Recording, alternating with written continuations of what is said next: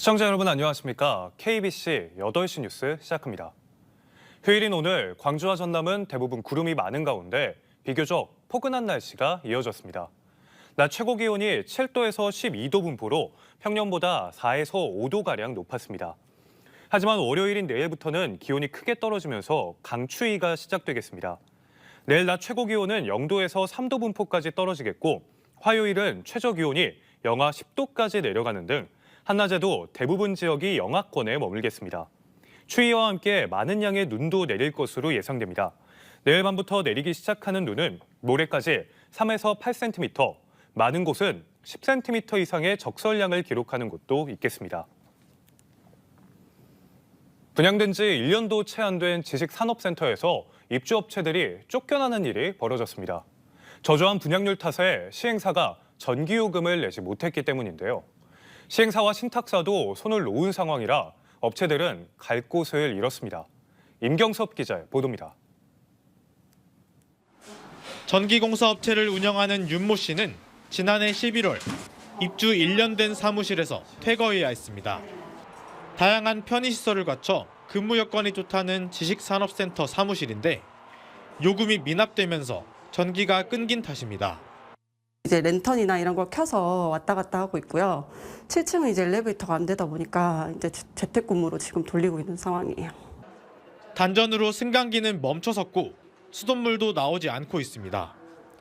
준공된 지 1년도 더 지난 상가입니다. 하지만 여전히 공사 자재들이 방치돼 있고 천장과 벽면은 마감도 제대로 이루어지지 않았습니다. 낮은 분양률로 인해 자금난을 겪은 시행사가 손을 놓았기 때문입니다. 320실 중 5% 정도인 17개만 분양됐고 나머지는 주인을 찾지 못하고 텅 비어 있습니다. 한전이 요금 미납을 이유로 단전 조치에 나서면서 입주업체들은 날벼락을 맞은 셈입니다. 당장 내일 금액이 뭐 한 7천 가까이 된다는데 번호 넣고 요거 시행사 부대표가 어떻게 해보려고 어쩌려고 했는지 지금 시행사 부대표도 전화가 안 됩니다. 공사 대금을 받지 못한 시공사도 유치권 행사에 나섰습니다. 100억 원 이상 밀렸는데 회수 가능성도 낮습니다. 문제를 풀어야 할 시행사는 물론 신탁회사와 대주단 역시 무응답으로 일관하고 있습니다. 대주단인 하고도 연락이 안 되고 있는 상태이고요.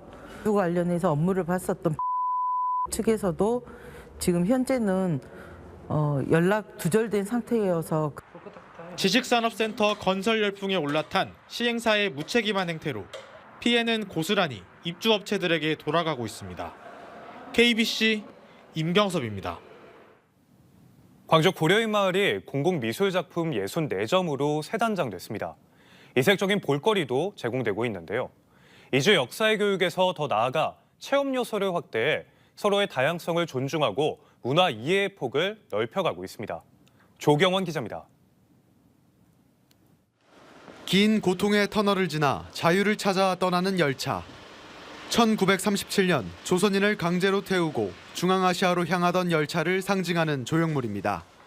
중앙아시아풍의 조형물에 새겨진 키릴 문자를 소리나는 대로 읽으면 고려 사람, 즉 고려인을 뜻합니다. 최근 광주 고려인 마을에는 주민 의견을 수렴해 마을 특색이 담긴 공공미술 작품 64점이 설치됐습니다. 그 중앙아시아의 전통 문양을 이 타일에 다 입히고 그리고 스토리를 입혀서 이렇게 오셨을 때 좀 볼거리가 풍성한 그런 마을이 될 것 같습니다. 공공미술 프로젝트는 고려인들의 가슴 아픈 역사와 함께 이들의 문화를 더 잘 이해하기 위해서 시작됐습니다. 지난 2021년 역사 자료와 교육 중심의 고려인 문화관이 문을 열었습니다. 항일운동과 강제 이주의 실현 등 고려인 이주 160년의 역사가 이곳 문화관에 고스란히 녹아 있습니다. 하지만 역사 교육만으로는 서로를 이해하기가 충분하지 않다는 반성이 나오면서 문화까지 더해지게 됐습니다. 지자체는 주택과 의복, 음식, 음악 등 문화 요소를 단계적으로 늘려 탐방객들에게 체험의 기회를 제공할 방침입니다. 또 AR을 활용한 역사 체험을 추가했으며 마을 해설사와 함께하는 도슨트 투어를 공공미술과 함께 진행할 예정입니다. 광주에 거주하고 있는 고려인은 약 7천여 명. 주민들은 역사 교육은 물론 다양한 문화 체험을 통해 다양성을 이해하고 함께 어울려 사는 공동체로 자리 잡기를 희망하고 있습니다. KBC 조경원입니다. 2003년 처음으로 건립이 추진됐던 여수 시립박물관이 22년 만인 올해 개관합니다. 특히 전남에서는 지금까지 단 3곳뿐인 종합박물관으로 조성돼 여수의 또 다른 관광 명소로 자리매김할 수 있을지 관심입니다. 박송호 기자의 보도입니다. 여수시 웅천지구 이순신공원에 자리한 여수 시립박물관 공사 현장입니다. 현재 공정률은 70% 수준으로 박물관 건물은 오는 4월 완공될 예정입니다. 여수의 종합박물관 건립이 추진되기 시작한 2003년 이후 각종 논란으로 포기와 재추진을 반복한 지 22년 만입니다. 특히 여수박물관은 그동안 전남에서 보기 힘들었던 종합박물관으로 조성됩니다. 현재 전남에는 모두 31개의 국공립박물관이 설립돼 있습니다. 하지만 국립나주박물관과 고흥분청문화박물관, 목포 해양유물전시관 등 3곳을 제외하면 모두 전문박물관입니다.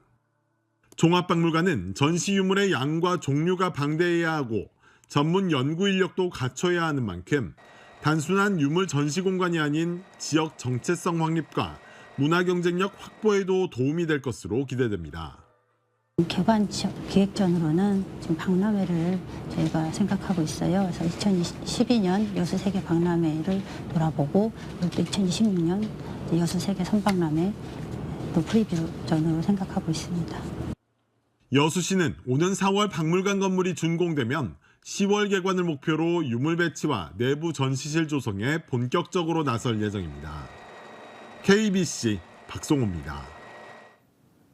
광주 지역 운전자들의 교통안전 의식이 여전히 미흡한 것으로 나타났습니다. 김태진 광주 서구의회 의원이 한국교통안전공단 보고서를 분석한 결과 광주 지역 교통문화지수는 C등급으로 17개 시도 가운데 9위였으며 특히 교통안전 분야는 13위에 그친 것으로 조사됐습니다. 자치구별 평가에서도 광주 남구는 운전자들의 신호 준수율이 86.59%에 그쳐 전국 69개 자치구 가운데 최하위를 기록했고 광주 서구는 교통사고 사상자 수 관련 항목에서 2등급을 받았습니다. 올해 광주 지역의 열성 완화숲과 미세먼지 저감숲 등 22개의 도시숲이 조성됩니다. 광주광역시는 지난해 산림청 사업 신청을 통해 확보한 국비를 활용해 올해 연말까지 상무시민공원과 광주보건환경연구원 뒤편 등 5개소에 12개 도시숲을 조성할 예정이라고 밝혔습니다. 또 시 예산을 투입한 녹지 한평 늘리기 사업을 통해 용봉택지로와 쌍암동, 효우로 등의 도시숲 10개를 추가로 만들 계획입니다.